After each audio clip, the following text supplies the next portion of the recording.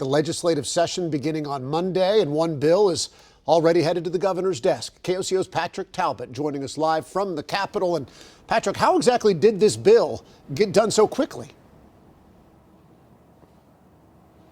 Evan, Senate Bill 743 was a holdover from last session. It is a bill that makes disrupting church or worship services illegal. All that was left to do when the session started was for the Senate to vote on it.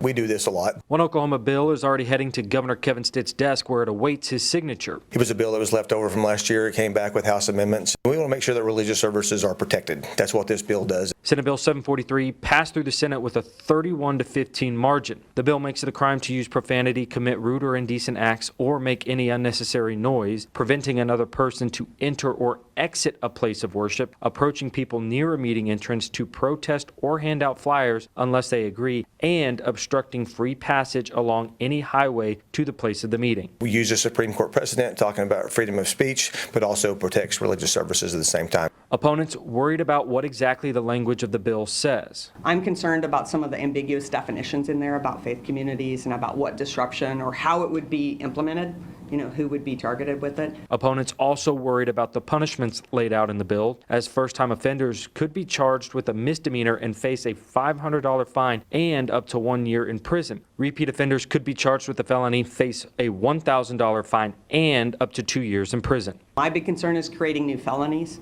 I think we do that a lot without actually dealing with the root causes and root issues. And the bill is now headed to Governor Kevin Stitt's desk for his signature. Live at the state capitol, Patrick Talbot, KOCO 5 News.